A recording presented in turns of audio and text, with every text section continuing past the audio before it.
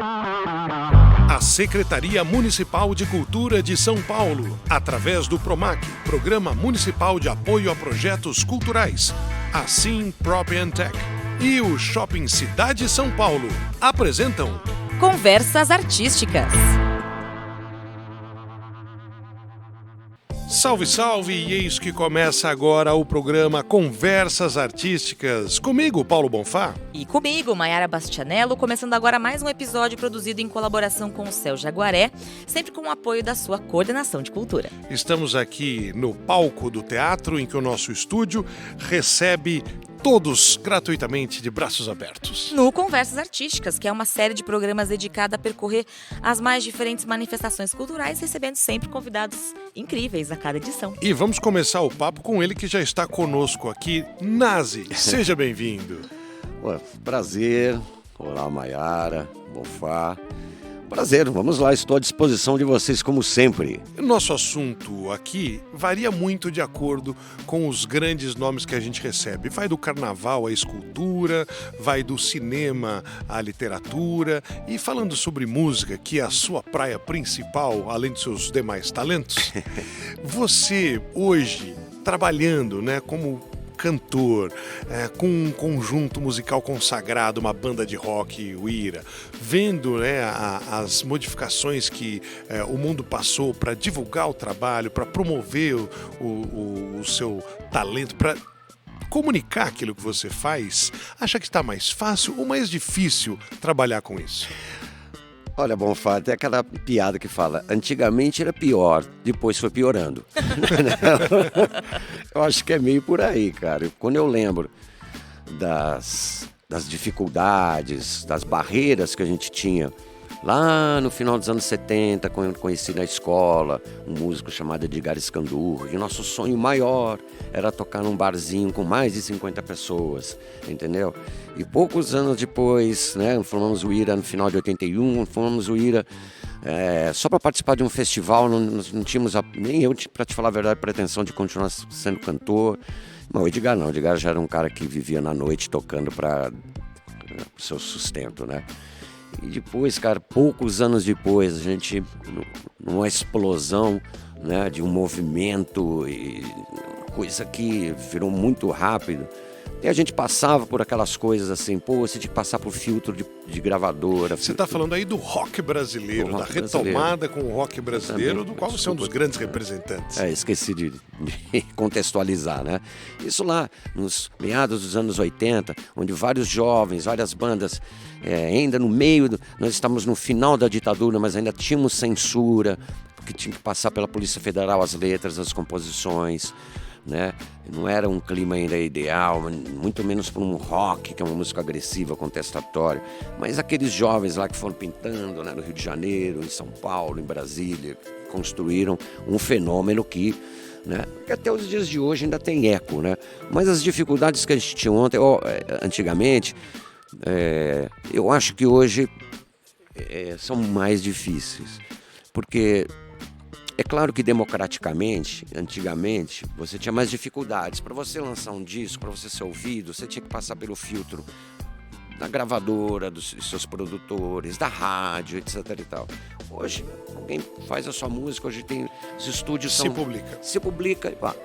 Mas também isso, eu fico pensando, o filtro também não é importante, por mais que o filtro das gravadoras era sempre subjetivo e por vezes era um filtro mais olhando por o que era óbvio do que para artístico. As gravadoras eram as empresas que coordenavam a distribuição da música, Exatamente. Porque você tinha que, para ouvir música, comprar fisicamente a música. Hoje você pode baixar num dispositivo móvel, num telefone, num tablet, Mas antes você tinha que ter uma mídia física, o LP, que era a fita cassete, o CD depois.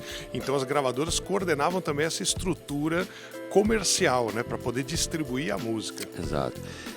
Então hoje eu acho que existe uma hiperpopulação de partes artísticas, ninguém mais quer ser público, todo mundo quer ser artista também, passa por aí. Legal a sua reflexão, porque aqui a gente está falando sobre isso, né? Será que todo mundo tem um quezinho de artista, ou depois, será que todo mundo tem talento para ser artista? E mais que isso, todo mundo tem a resistência para enfrentar o início de uma carreira com suas decepções, tudo. Às vezes muitas pessoas, né, sempre vêm até hoje. Nazi, me dá uma dica, um toque, como é que para fazer sucesso? Como se eu tivesse, eu até brinco e falo assim, cara, se eu soubesse isso daqui, eu engarrafava e vendia, né? Não existe, porque é óbvio que tem coisas que são básicas, o talento, que às vezes você nem mesmo sabe identificar em si, né? Alguém precisa dizer, olha, isso que você faz eu é diferente. gosto de fazer, você é bom no que você faz. E além disso daí, cara, você ter fé, porque, não dá certo aqui, não pensou que ia dar certo lá, não dá, não, você continua com a persistência. Sorte é uma coisa também totalmente aleatória, mas que é importante. Eu falo isso na própria carreira do Ira. Quantos momentos da carreira do Ira era para nem ter começado ou era para ter acabado e não acabou por questão de sorte. A própria existência do Ira. Eu encontrei o Edgar, eu já estava fora do colégio, né?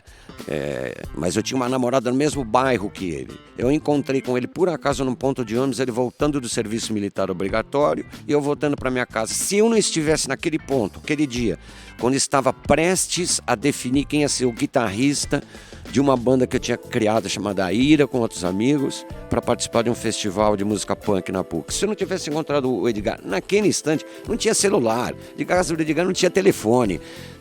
Nada teria sido igual. Então como é que você me fala que a sorte, o aleatório, o imponderável, ele não guia também a carreira de um artista? Mas para quem está ouvindo a gente, até para os mais jovens, né, estamos num ambiente escolar, talvez o sinal aí seja, aliás, o recado seja estar atento a sinais, né? Às vezes você não percebe, mas uma oportunidade passou por ali. Amar muito o que faz. Por exemplo, eu não tenho formação musical clássica, né? Eu estudei quando era pequeno um pouco de piano, como toda mãe que pode dar para o seu filho. Estudei um pouco de violão também, era garoto. Depois, já como profissional, eu fui estudar canto bastante, você também deve trabalhar nisso, né? Ou fonoaudiologia, ou mesmo junto com regente. Quando a voz se torna o seu instrumento, exatamente, né? Você tem que preservá-la nesse sentido.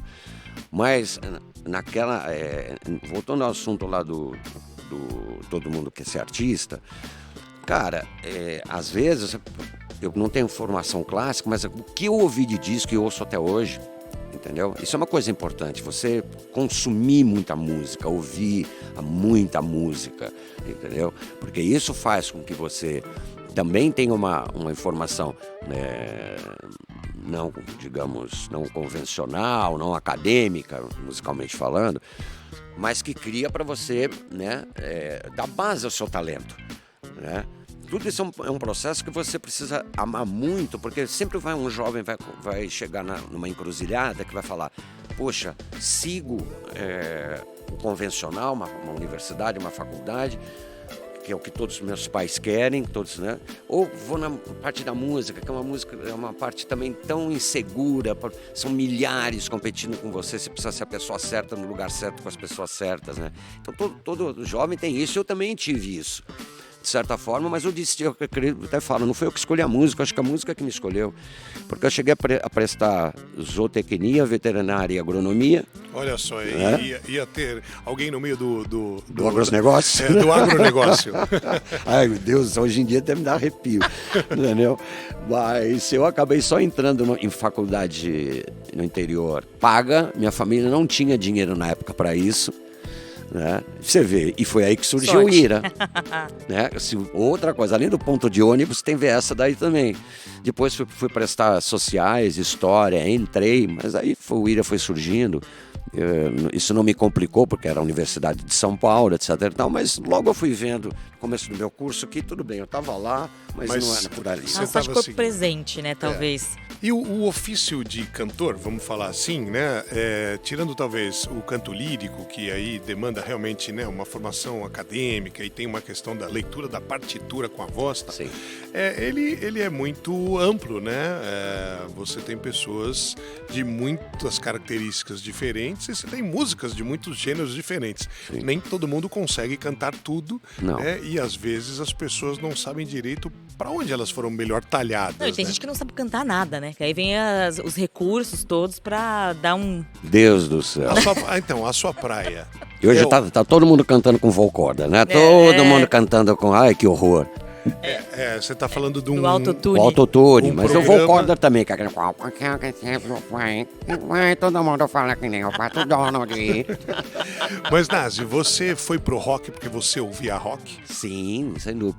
Eu, quando era garoto, sei lá, meu pai, eu ouvia de tabela e gostava. Meu pai ouvia muita música clássica, ouvia muito chorinho, meu pai era muito fã de chorinho.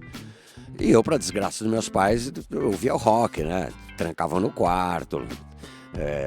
Minha mãe uma vez quebrou um disco dos Ramones na minha cabeça, que me trancava no quarto e botava no último volume, né? Então, E para tava com aquele isso. conflito de gerações, entendeu? Mas sempre ouvi muito disco, Paulo Maiara. Eu acho que aí também nasce... a minha paixão na música começa com a paixão no vinil. Eu, quando eu tinha 7 anos, eu contraí hepatite, o que em 1969 era uma coisa grave, porque não se conhecia muito sobre a hepatite. As pessoas não sabiam se transmitia, assim, que nem eu estou aqui com você. Então, a gente ficava realmente em quarentena. Né? Eu fiquei num quarto durante, acho que 2 meses, quase. Com só minha mãe tendo acesso direto a mim e tudo. E foi aí que eu ganhei a primeira Vitrolinha, que era aquela pequenininha que vinha com aqueles disquinhos coloridos. De histórias, História da Dona musiquinhas. Baratinha. E também vieram os primeiros discos para mim dos Carbonos, que eram os músicos no Brasil que imitavam os gringos, os Beatles, a Jovem Guarda. Então aquilo despertou em mim um amor, né? Uma relação íntima, que eu acredito que isso foi para minha adolescência, após ela. Eu era rato de sebos de disco, né? Porque não tinha muito dinheiro, eu tinha que pedir dinheiro pro meu avô, coçar a cabeça dele depois na hora da cesta dele. Aí ele me dava um trocadinho assim, eu ia lá no Centrão. E essa foi me trancar, fechar dentro do meu quarto, botar Ramones no último volume, com uma vassoura imitando que eu estava, né, sendo um dos Ramones. Eu acho que foi aí, esse pequeno laboratório, que quando surgiu a oportunidade de uma coisa que eu não tinha noção de aonde ia chegar, que foi aquela participação no colégio, foi aí que eu vi que, nossa, gostei disso daí, cara. As pessoas vinham falar, nossa, você no palco, pô, você tem um carisma, aquela coisa que é meio subjetiva assim, de definir. Você tem um carisma, você tem uma coisa quando você sobe no palco que é diferente. Não, cara. carisma talvez seja, para as atividades de artes cênicas ou de música, o único componente subjetivo para diferenciar uma pessoa de outra, né? Porque os demais itens, vamos dizer, podem ser treinados, podem ser estudados, né? Podem ser melhorados, uma equipe pode te ajudar, mas o carisma é um elemento intangível, né? Às vezes é a simpatia que você gera ou a empatia que você recebe do público, das plateias, Sim. etc, né? E essa sequência que você mencionou é interessante porque as pessoas veem o glamour, vem quem está com o microfone na mão, Sim. quem está tocando o instrumento no palco. Mas para isso ocorrer, você tem que ter, primeiro, muita gente que não está lá na frente dos holofotes, né? E segundo, a resiliência. Você comentou conosco antes do programa começar.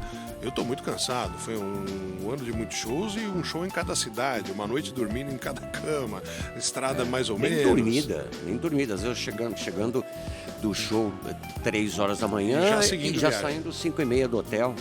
E às vezes cada hotel que você pega ali, que você Hotel. não, né? Enfim, mas só complementando isso que o Bonfá estava falando, você mesmo disse, né? Muitas pessoas querem ser, todo mundo quer ser artista, quer aparecer, mas nem todo mundo pensa que tem pessoas tão importantes quanto que trabalham junto com vocês, né? Não, sem dúvida, que a gente não é nada sem esse suporte. É óbvio que quando todo mundo começa na carreira, é aquela coisa, você é seu próprio produtor, você é seu próprio manager. Carrega seus instrumentos, Carrega tenta seus vender o show. Exatamente. Mas isso é só o começo, né?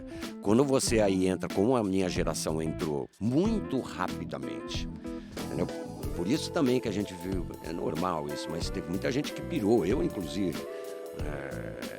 porque você passa muito, aquela geração passou muito rapidamente entre o underground, aquela coisa que estava acontecendo, né, vamos dizer, entre os circuitos mais marginais ou amadores, talvez, para de repente ir para a linha de frente de um trabalho profissional, com público, com grana, com tudo acontecendo. A expectativa é muito diferente, você não está mais lidando com 100 pessoas na sua frente, que eu acho uma delícia, também tenho saudade de fazer esses shows assim, sabe, com pouca gente. Pockets. É mais segunda divisão, sabe, o jogo? Mas você consegue com menos gente também ter uma medida do que o pessoal está gostando ou não, né? Porque aí você consegue ter isso para um comediante, para um bailarino, né? Para alguém que está no palco ao vivo, né? A proximidade com a plateia dá esse retorno imediato. Simples, as próprias pessoas se entusiasmam mais. Quando você toca para uma multidão, 5, 10, 15...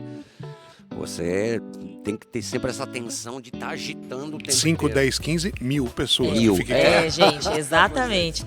Mas quantas pessoas hoje rodam na estrada com vocês, né? Nessa turnê que vocês estão fazendo? O Ira, ele tem, eu até vou falar para padrões de uma banda do nosso calibre, até tem uma equipe enxuta.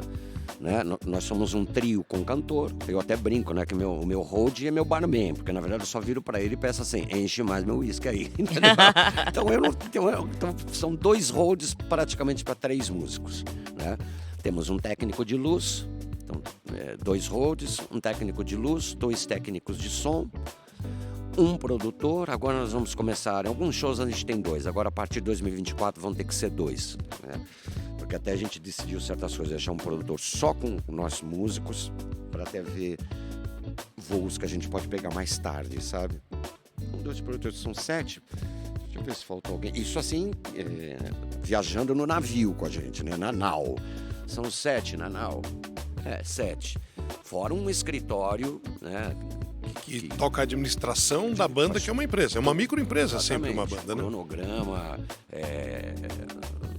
enfim, assina contrato, paga conta, chama o contador. Interessante que é até jornalista, né, que trabalha em geral, marcando entrevista, ajeitando agenda, às vezes é jornalista, às vezes cuidando não. de redes sociais. Cuidando das redes sociais. Temos também, tudo isso. Esse eu não sei mensurar. Agora falando, então acho que tem o menino das redes sociais, tem um faz tudo, tem um empresário.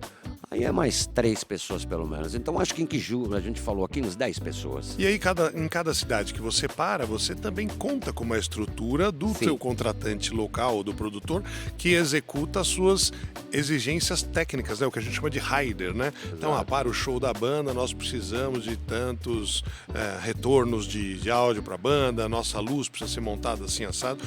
O equipamento tá lá, né? Para você não ter que viajar com todo o equipamento. Você leva o instrumento, mas você não vai levar lá holofote, a caixa de som, e às vezes, como você disse, é um lugar para 500 pessoas, às vezes é para 10 mil, já é uma outra escala de equipamentos também, né? Você até tocou num ponto que é uma saudade. Você sabe que no auge dos anos 80, não só o Ira, como muitas bandas viajavam com todo esse entorno, né? Eu lembro o Ira, nós viajávamos, isso naquele auge. Você levava um caminhão de equipamento junto? Um caminhão com equipamento de som. Mas isso era para garantir a qualidade do seu trabalho musical? E a gente podia, né? Era a época que o Ira estava estourado com música tema de abertura da Globo, entendeu? A gente com um disco que tinha Envelheço na Cidade, Dias de Luta, viu? Pra quem não lembra. Não, porque às vezes isso podia ser por conta do local onde era o show não ter estrutura. Essa cidade não tem um cara que alugue equipamentos do tipo que o show precisa. Eu acho que eram os dois, entendeu? Eu acho que a gente tinha bola pra isso, de ter um contrato com a Gabisson, que era o melhor, só acho que até hoje um dos melhores que tem, e também com a Lucifer na época, não sei se é o mesmo nome, que era assim uma equipe de iluminação ao nível da Gabisson. 2 caminhões, gente, viajando com a gente. Por isso que você falou um pouco, por não ter uma coisa que hoje no Brasil, nossa, isso não pode dizer, isso melhorou muito. Você encontra bons sons em todas as religiões. E por a gente ter o nosso som, entendeu? Que não mudasse nada. A gente podia isso, entendeu? Economicamente era viável, né? A conta fechava. Eu não sei, eu não vejo hoje mais artistas fazendo isso, não. Eu acho que até porque é um gasto talvez que não se precise mais, porque hoje se proliferaram muito a questão das... Fornecedores locais espalhados. Mas normalmente era um trabalho mesmo dessas turnês, era como, né? A gente fica pensando, né? Se a gente vê esses filmes das bandas dos anos 60 mesmo, elas todas entravam dentro de uma van e iam tocar nos bares, né? A gente, de certa forma, já foi um pouco assim, né? Mas hoje em dia já não tem mais espaço para esse nem meio amadorismo, entendeu? Sim, sim. E aproveitando que a gente está falando com o Nazi, vocalista do Ira, né? Essa função do frontman, né? Os estrangeiros chamam, né? O cara de frente, o líder da banda, o cantor que está ali. Você se considerou ao longo da sua carreira privilegiado pela voz, ou você brigou com a sua saúde para manter a sua voz? Porque muita gente fala assim, eu gostaria de cantar, mas eu não tenho uma voz boa.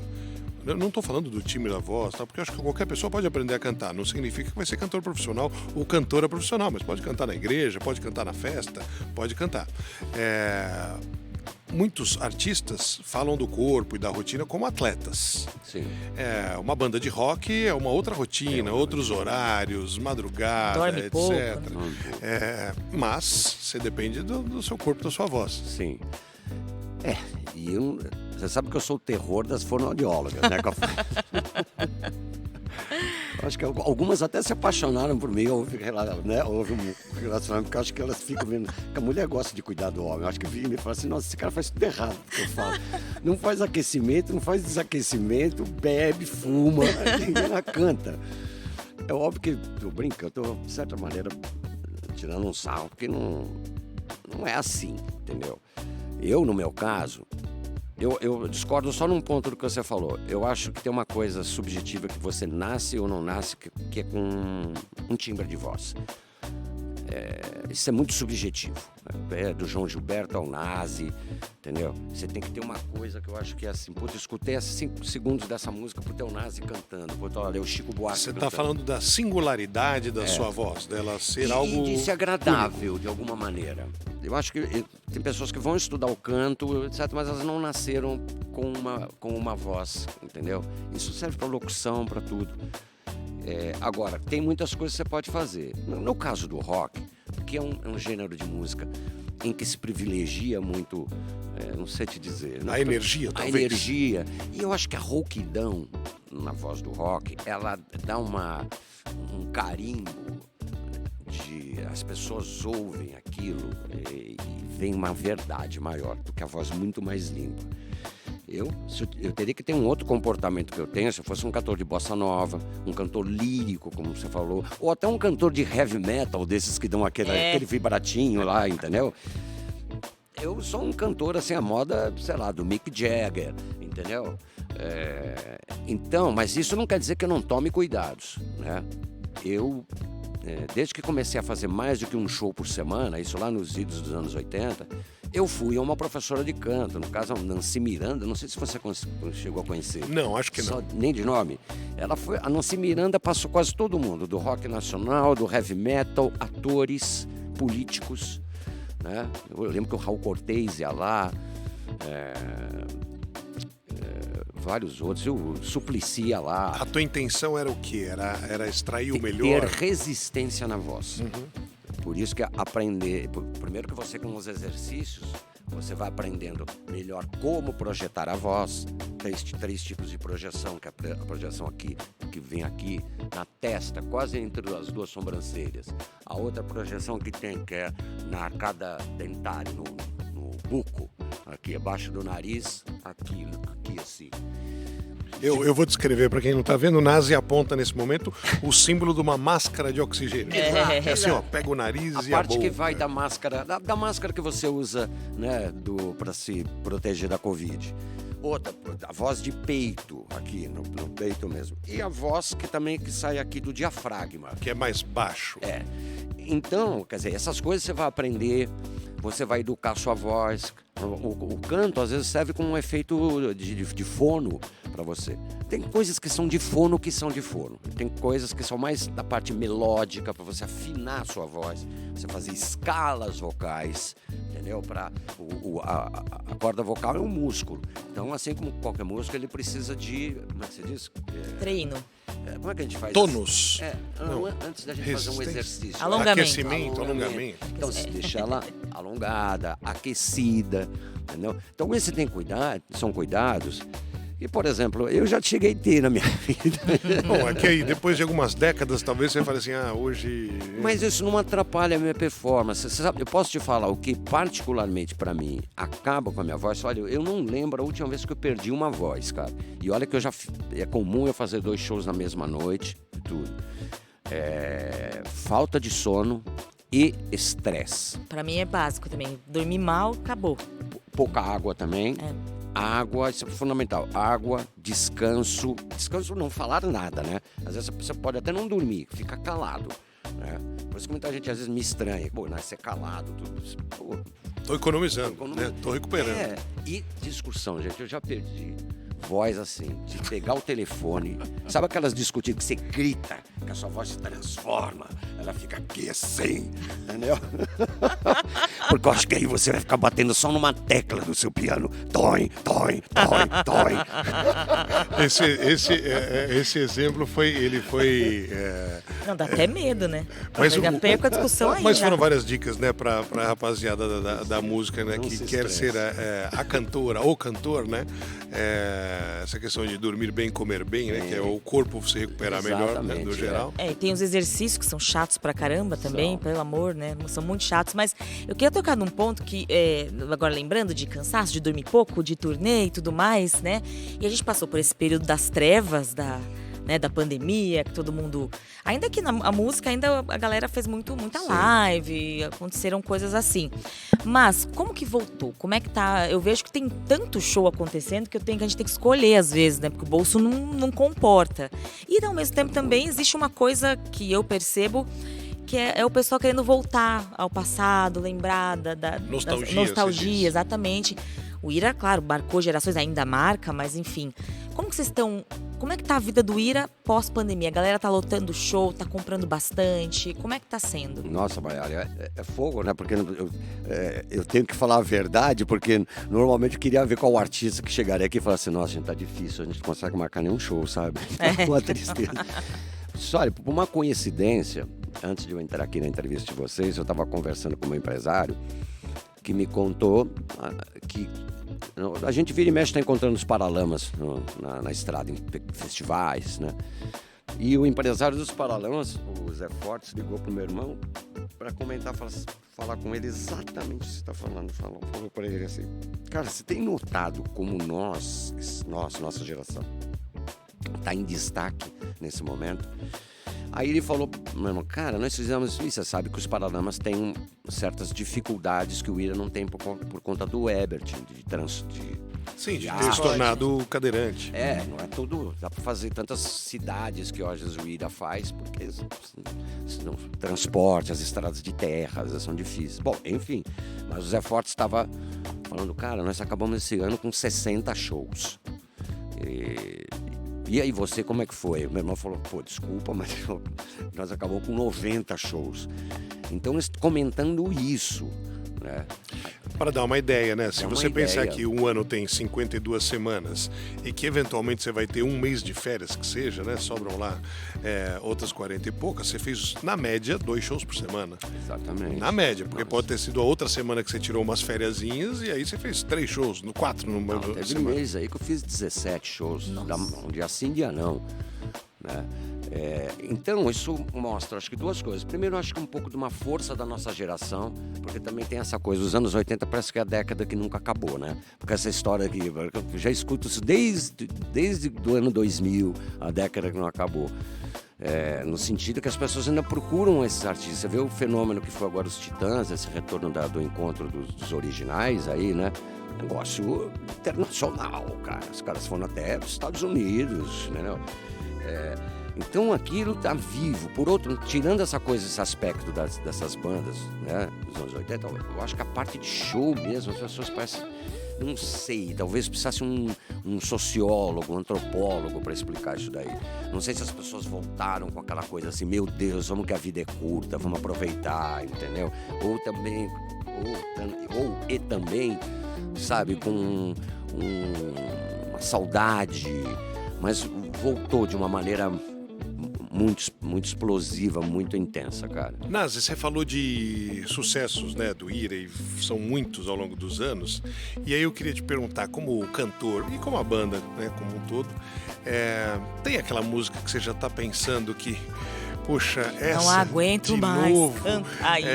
eu sei que é uma pergunta capciosa essa, né, fazendo para alguém que trabalha e vive com o público, né, e que depende também dos seus fãs que eventualmente querem ir ao show para ouvir de novo aquela mesma música, ou no bis ou antes, ao mesmo tempo que você criativamente quer lançar um novo trabalho, você tem uma música nova para lançar, você tem um trabalho solo teu que você está desenvolvendo, como lidar, né, para montar um repertório, que acho que isso é algo que ajuda também alguém a prosperar na carreira, né?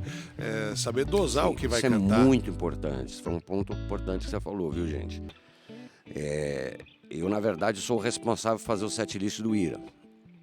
É óbvio que às vezes eu escuto o Edgar também. Setlist é a sequência de músicas que a desculpa, banda vai tem que executar no palco. Sempre, Não, é só porque a boa galera já sabe o que é um aqui. setlist de um DJ também, mas só para que as pessoas, né, muitos termos estão em inglês, né, na atividade, A mas lista do show. trabalhar que música é a primeira, qual que é a segunda, Que é qual muito que não toca importante. hoje. Que é muito importante. Eu tenho um conceito de fazer o show assim, e que, olha, eu nem aprendi, eu sempre tive isso intuitivamente, mas uma vez o Ira viajou com um cantor que queria até investir no Ira, chamava Malcolm Roberts. Lembra daquele cara que ganhou o festival da canção? Love is all. Esse era o cara? Vocês estavam juntos? Que legal. Ele viajou uns shows com o Ira, umas turnês que a gente fez no Sul. O nosso empresário na época queria que ele investisse, sei lá o que queria, nem entendo direito o que foi. Mas ele falou pra mim, cara, show, eu já imaginava isso, show tem que ser assim. Começa lá em cima, as músicas conhecidas pro público, pá.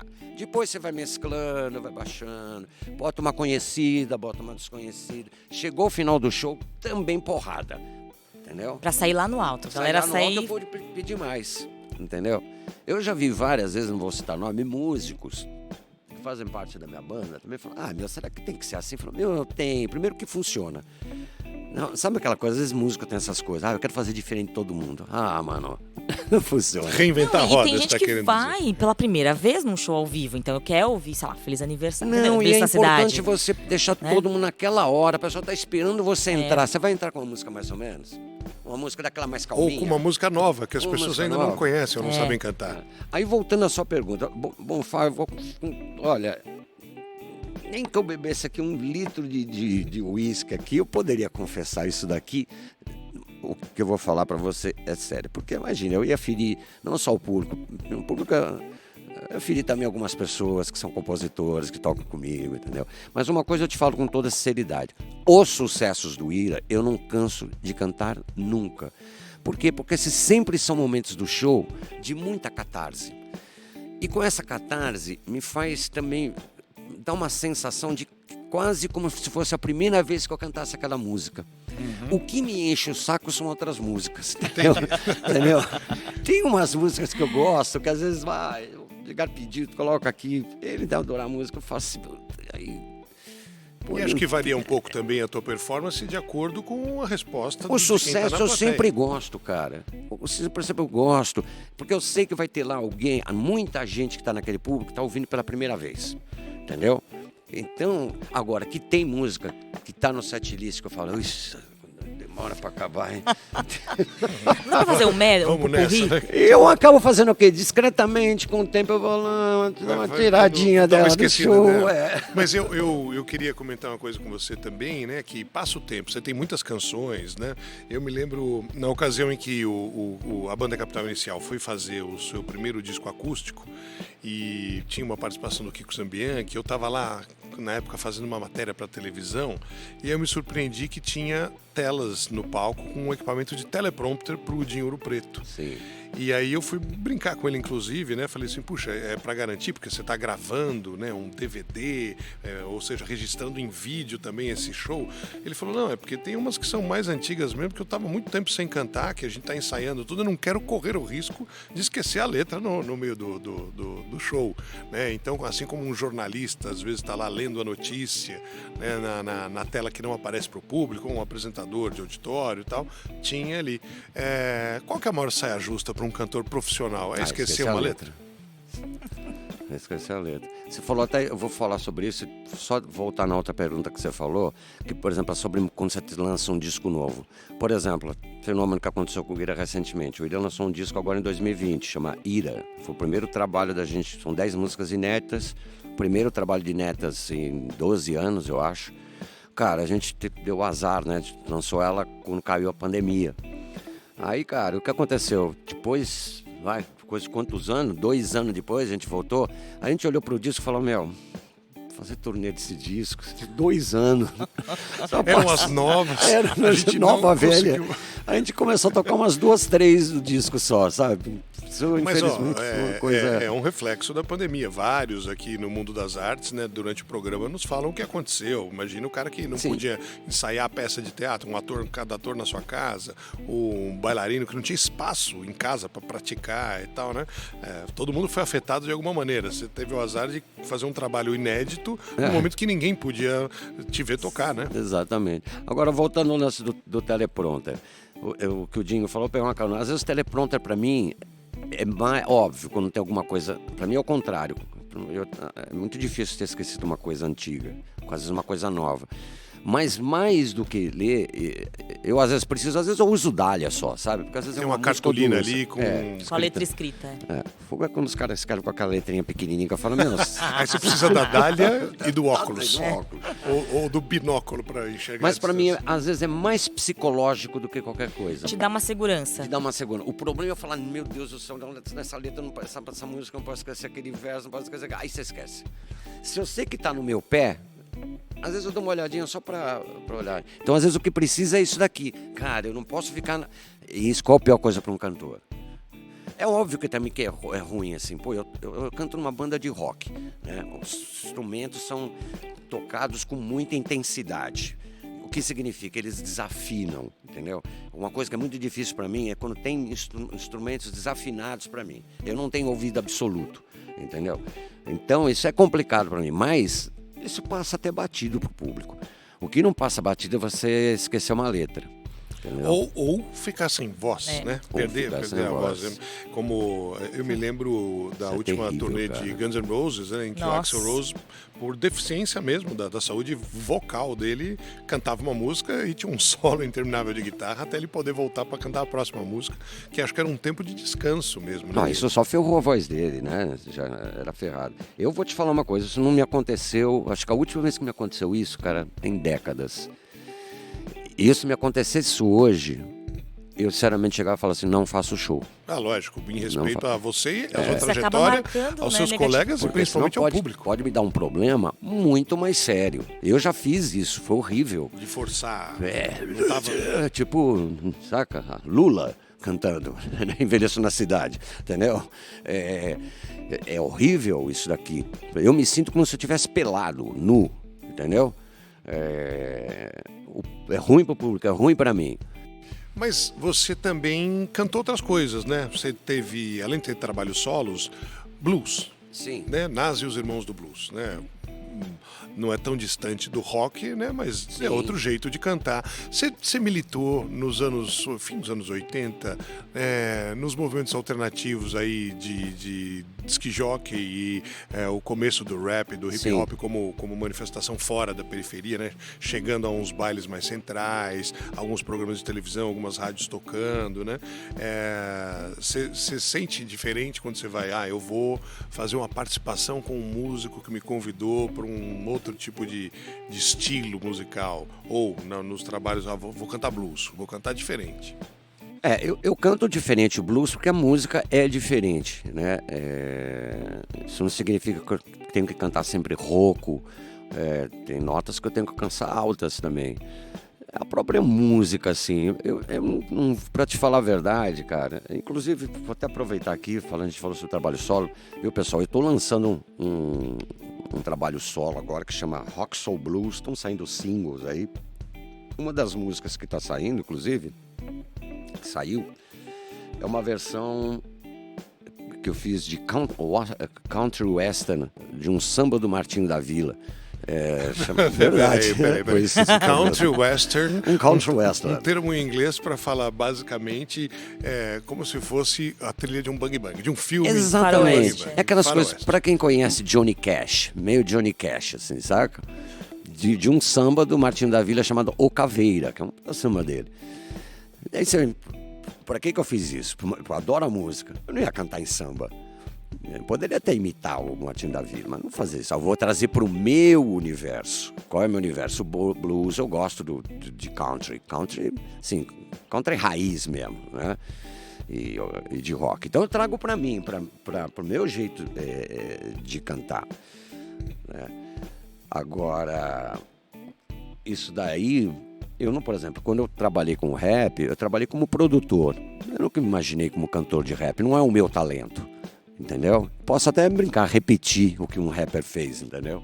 Mas eu não tenho a manha do improviso, eu não tenho a manha do ritmo deles, entendeu? O meu negócio é o blues e o rock. E nesse caso, como que você atua como produtor, quando você vai produzir alguma coisa? Olha, então, eu trabalhei nos primeiros discos de rap no Brasil, né? O primeiro, eu fui um dos produtores do Cultura de Rua, que é a coletânea inaugural do Selo Dourado. É, uma coletânea, né? Que teve o primeiro sucesso do rap nacional, Corpo Fechado, do Taíde, que eu produzi a dupla Taíde e DJ 1, né? Depois, com o sucesso deles, eu fiz os 2 primeiros trabalhos solos de uma dupla, que foi Taíde e DJ 1, disco 1 e disco 2. Depois eles continuaram se produzindo. E eu produzo hoje, eu já tive pedidos de produção, eu sempre dou uma recusada, porque eu tenho a minha atividade musical muito grande, né? De viagem, etc e tal, porque eu preciso me apaixonar muito por uma coisa que eu vá produzir, ao ponto de eu cheguei e falar assim, puta, isso é um tipo de trabalho que eu faria, entendeu? Então eu posso falar assim, olha, minha opinião, como se fosse um disco meu.